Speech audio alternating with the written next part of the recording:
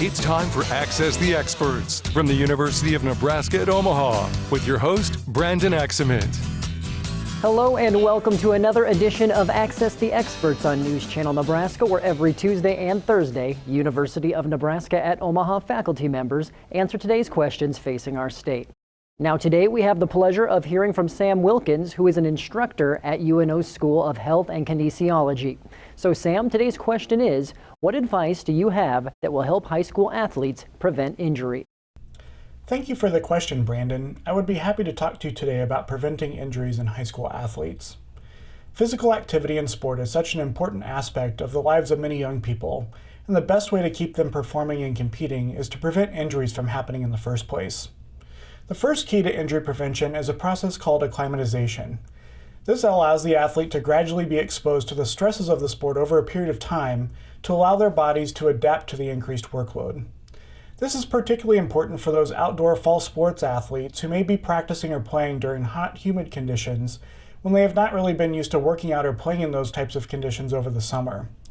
Everyone wants to get after it on day one and go 100%, but research recommends about a 10 to 14 day acclimatization period for athletes, which is particularly important for preventing heat illness and other common musculoskeletal injuries. Another great way to prevent injuries in high school athletes is to focus on making sure they are getting adequate rest and getting nutritious foods in their diet. As far as the rest component is concerned, the National Athletic Trainers Association and several other sports governing bodies recommend limiting the number of hours in organized sports activities per week equal to the number of years they are in age. For example, a 16-year-old athlete should only be participating in organized sports activities no more than 16 hours per week. Additionally, making sure they are getting adequate sleep each night is very important. From a nutrition perspective, eating a well-balanced diet is key for recovery of muscles and other soft tissues after workouts and competitions.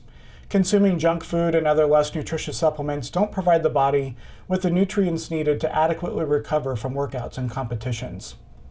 Athletes in this stage of life are growing fast, and sometimes so fast that their muscles and other soft tissues really struggle to keep up. Incorporating flexibility exercises into their training is also important. Much of the focus of the training sessions in high school can become centered around strength or endurance training, but increasing and maintaining flexibility through stretching of major muscle groups of the body can really go a long way to preventing injuries. Incorporating stretches into warm-ups and cool-downs is a really great way to do this. About 64% of high schools in Nebraska have access to an athletic trainer. These professionals are great resources for athletes to learn more about preventing injuries. If your high school athlete does suffer an injury, encourage them to seek out the services of an athletic trainer at their school. These are very skilled professionals trained to evaluate the injury and help them get back on the right track to returning to play as quickly as possible. To learn more about the athletic training program here at UNO, you can visit unomaha.edu and search keyword athletic training. The faculty, staff, and students in the School of Health and Kinesiology here at UNO wish you all a safe, competitive, and successful athletic season. Thanks for having me today, Brandon. Thank you, Sam, for sharing your expertise on the topic. Now, for our viewers at home, we want you to interact with UNO's experts. So if you have a question you want answered, submit it at newschannelnebraska.com. Access the Experts, presented by the University of Nebraska at Omaha. If you have questions, submit them on our website. Then join us every Tuesday and Thursdays at 6:46 a.m. and p.m. while we answer your questions.